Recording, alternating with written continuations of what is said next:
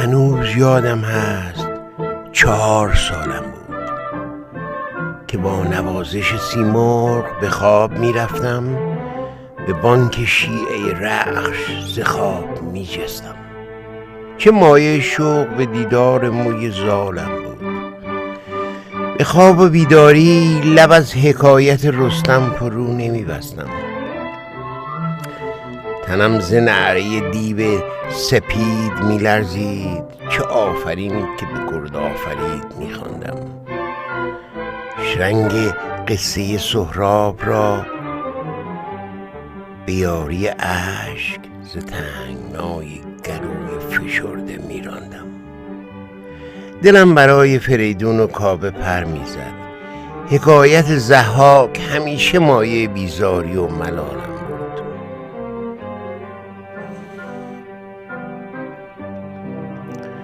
چه روزها و چه شبها که خوابداروی من زلال عشق دلاویز زال و رودابه شراب قصه تهمینه و تهمتن بود. شبی اگر سخن از بیژن و منیژه نبود، جهان به چشمم همتای چاه بیژن بود. چه روزها و چه شبها در آسمان و زمین نگاه من همه دنبال تیر آرش بود. رخ سیاوش را درون جنگل آتش شکفته می دیدم، دلم در آتش بود. چه روزها که به دل می گریستم خاموش به شوربختی اسفندیار رویین تن.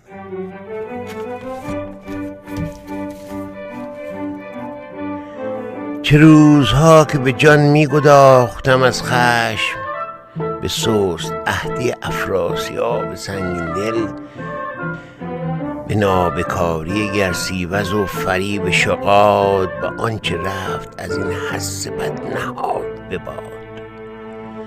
به پاک مهری ایرج، به تنگ چشمی تور، به کینه توزی سرو، به نوشداروی پنهان، به گنج کیکاووس، به اشکبوس، به توس، به پرده پرده آن صحنه‌های رنگارنگ، به لحظه لحظه آن رویدادهای شگفت، به چهره‌های نهان در نهفتگاه زمان، به گیو، پیران، هومان، هژیر، نوذر، سام، به بهمن و بهرام، همین نه چشم و نه گوش که می سپردم تاب و توان و هستی و هوش. صدای فردوسی که می سرود به نام خدای جان و خرد، مرا به سوی جهان فرشتگان می برد. به روی پرده ایوان خانه می دیدم کتاب و پیکر و دستار تاجوارش را که مثل سایه رحمت کنار باره توس نشسته بود و سخن را به آسمان می برد. به روی و موی چو دهقان سال خورده، ولی به چشم من همه در هیئت پیمبر بود. فروغ ایزدی از چشم و چهرهش می تافت. شکوه معجزه‌اش همین سخن که تواناییت به دانایی، مگر مسیح دگر بود او که می‌فرمود اگرچه زنده بود مرده آن که دانانی.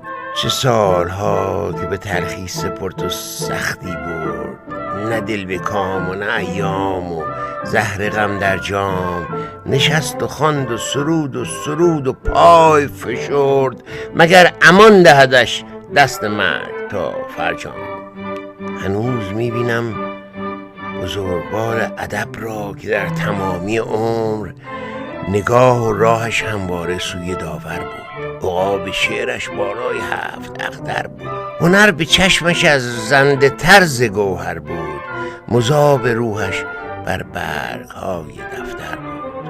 خروش او را از دور دست‌های زمان هنوز میشنوم. خروش فردوسی خروش ایران بود، خروش قومی از نعره ناگزیران بود. با آن سروش خدایی دوباره دلها را به یکدیگر میبست. گسستگان را زنجیر وار می پیوست. خروش او که تن من مباد و ایران باد، طلوع دست به هم دادن اسیران بود. خروش او خبر بازگشت شیران بود. خروش فردوسی به خاک ریختگان را پیامی از جان داشت. همین نه تخم سخن بذر مردمی می کاشت. نسیم گفتارش در آن بهشت خزان دیده می وزید به مهر. سلاله جم و کیراز خاک بر می داشت. دوباره ایران را می آفرید می افراشت. دوباره ایران را می آفرید می افراشت. 1000 سال گذشت، بنای کاخ سخن را که برکشید بلند، نیافت هیچ ز باران و آفتاب گزند. نه گوهریست که ارجش به کاستی افتد، نه آتشیست که خاکسترش بپوشاند. 1000 سال دیگر، 100,000 سال دیگر، شکوه شعرش خون در بدن بجوشاند. شکوه شعرش خون در بدن بجوشاند.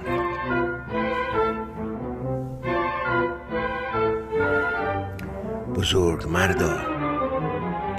مردا، همچو تو رستمی باید که 7 خوان زمان را طلسم بگشاید. مگر دوباره جهان را به نور مهر و خرد، همان چنان که تو میخواستی بیاراید. همان چنان که تو میخواستی بیاراید.